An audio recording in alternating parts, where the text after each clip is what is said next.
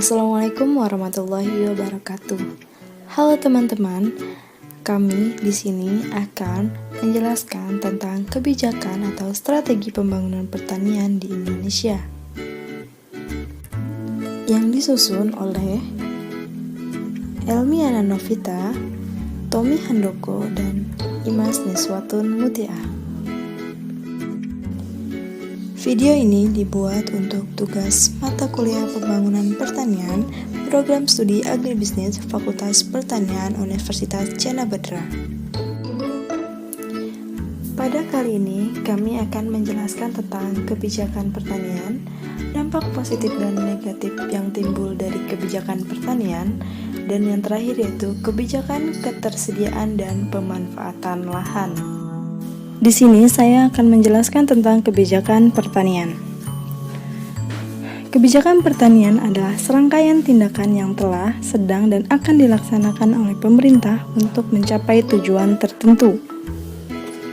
Adapun tujuan umum kebijakan pertanian kita adalah memajukan pertanian, mengusahakan agar pertanian menjadi lebih produktif dan produksi, dan efisiensi produksi naik, dan akibatnya tingkat penghidupan dan kesejahteraan petani meningkat. Untuk mencapai tujuan-tujuan ini, pemerintah baik di pusat maupun di daerah mengeluarkan peraturan-peraturan tertentu seperti undang-undang, peraturan-peraturan pemerintah, Kepres, Kepmen, keputusan gubernur, dan lain-lainnya. Peraturan ini dapat dibagi menjadi dua kebijakan, yaitu kebijakan yang bersifat pengatur dan kebijakan yang bersifat pembagian pendapatan yang lebih adil dan merata. Contoh dari kebijakan yang bersifat pengatur adalah peraturan rayoneering dalam perdagangan atau distribusi pupuk. Sedangkan contoh peraturan yang sifatnya mengatur pembagian pendapatan adalah penentuan harga kopra minuman yang berlaku sejak tahun 1969 di daerah-daerah kopra di Sulawesi. Di sini saya akan menjelaskan tentang dampak positif dan negatif dari kebijakan pertanian. Dampak positifnya, adapun beberapa dampak positif dari kebijakan pertanian ialah meningkatnya produktivitas pertanian.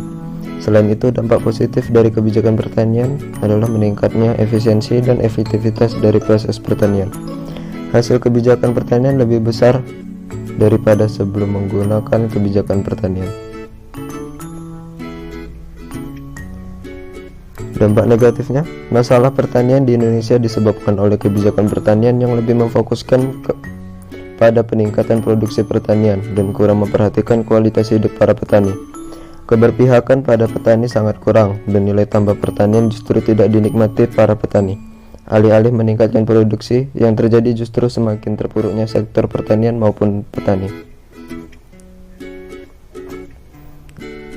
Nilai tambah pertanian harus dinikmati oleh petani sehingga kehidupannya menjadi semakin baik dan proses produksi tetap berlanjut. Petani semakin terberdayakan karena aktivitasnya bukan lagi bersifat subsisten tapi menjadi lebih maju. Kebijakan ini tidak akan berhasil apabila tidak ada political will dari pemerintah untuk memperbaiki kehidupan petani. Faktor-faktor yang mempengaruhi kebijakan ini mencakup lintas wilayah, sektor, dan pelaku. Selanjutnya, kami akan menjelaskan tentang lahan merupakan sumber daya ekonomi yang ketersediaannya relatif tetap, tetapi kebutuhannya terus meningkat akibat kebutuhan pembangunan. Di samping itu, lahan juga memiliki karakteristik yang spesifik seperti topografi, kemiringan, tekstur tanah, kandungan kimia, dan sebagainya.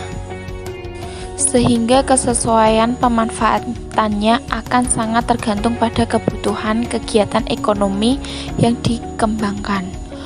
Oleh karena itu, pemanfaatan lahan perlu diarahkan pada kegiatan yang paling sesuai dengan sifat fisiknya, serta dikelola agar mampu menampung kegiatan masyarakat yang terus berkembang.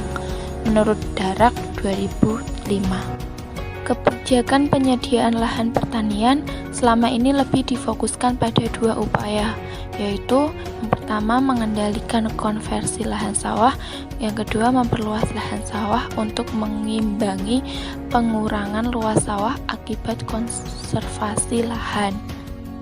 Berbagai peraturan telah diterbitkan pemerintah untuk mencegah konservasi lahan sawah ke penggunaan non-pertanian, terutama lahan sawah beririgasi teknis. Namun, berbagai peraturan tersebut terkesan tidak efektif, sehingga pemerintah pada akhirnya menerbitkan Undang-Undang RI Nomor 41 Tahun 2009 tentang Perlindungan Lahan Pertanian Pangan Berkelanjutan. Dalam pelaksanaan undang-undang tersebut, setiap kabupaten atau kota harus menetapkan kawasan lahan pertanian penghasilan pangan berkelanjutan, yaitu lahan pertanian yang dilindungi dan dikembangkan untuk menghasilkan bahan pangan pokok.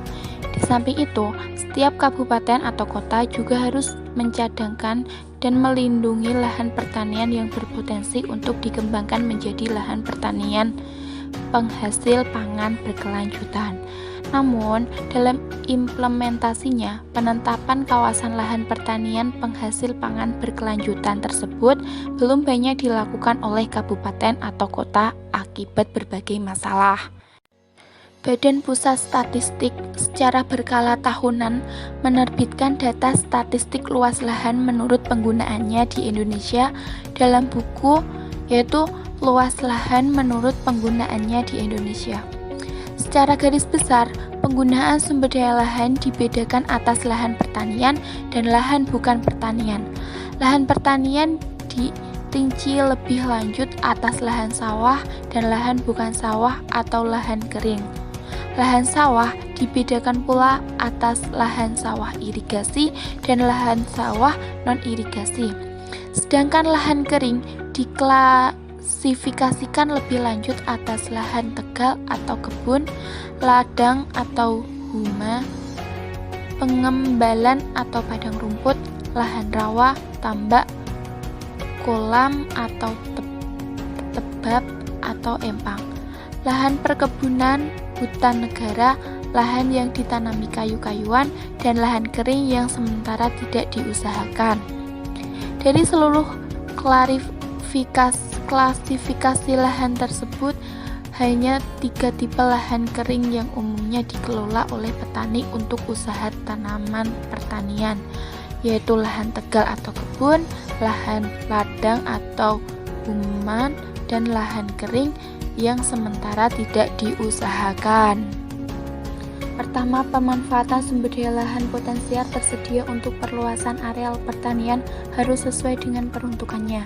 Yang kedua, alih fungsi lahan dari lahan pertanian produktif ke non-pertanian, dan alih fungsi lahan dari lahan tanaman pangan ke non-pangan atau perkebunan. Perlu dihindari antara lain dengan adanya sistem insentif bagi petani yang bergerak di bidang pertanian tanaman pangan. 3. Optimalisasi pemanfaatan sumber daya lahan yang ada melalui peningkatan produktivitas dan pengembangan inovasi teknologi yang lebih mengutamakan kelestarian sumber daya alam dan lingkungan. Keempat, percepatan penelitian dan pengembangan terutama inventarisasi lahan di kawasan timur Indonesia dan reevaluasi lahan tersedia dan lahan terlantar yang sudah dilepas.